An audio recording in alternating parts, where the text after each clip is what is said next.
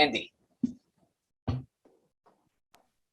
Hey, Buster. Just to start, Kevin's line score maybe didn't look like one of his better starts of the year, but in terms of stuff, it certainly looked impressive. And I just wonder what your advantage point was. Yeah, I thought this was a step in the right direction for sure. Fastball had good life. Split was more consistent, threw some really good ones. And, Alonso put a pretty good swing on the ball there to score a couple and get on third with no outs. But I thought Gauze did a nice job. He was saying that he was really working up with the fastball a lot, and the Mets did foul quite a few off to run up his pitch count. Is that just sort of, I guess, what happens when you throw up and guys are going to try to spoil that pitch a little bit? Yeah, I think there's a fine line. If it's maybe a ball or two higher, it might be a swing and a miss, or maybe it's even you go the other way and it might be a fly ball out. So I think that's kind of what you are going to live with some days with a guy that pitches up in the zone a lot. And then one other thing for me, I just wanted to get your reaction to the news from a couple of days ago and with Brandon and his extension.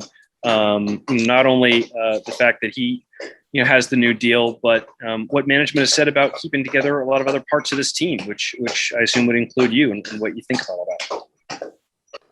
Yeah, obviously very happy for Crawford and his family.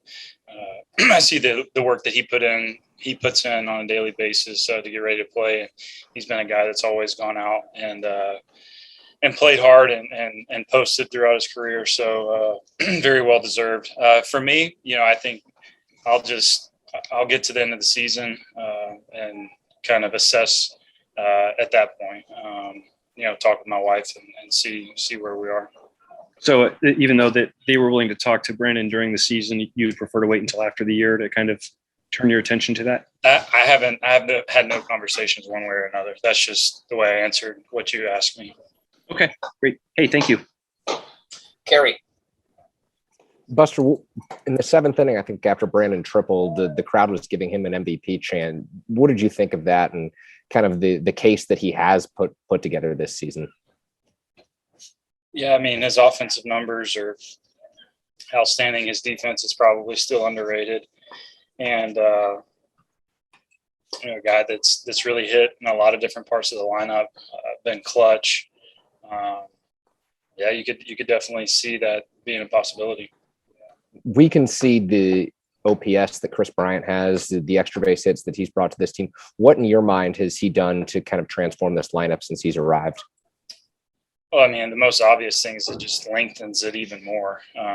And then his versatility to be able to play anywhere in the outfield and play third, just gives Cap a lot of different options. And I would imagine it makes it tough for the opposing team to have to navigate our lineup even more when you've got a guy as dynamic as he is. Thank you. Okay.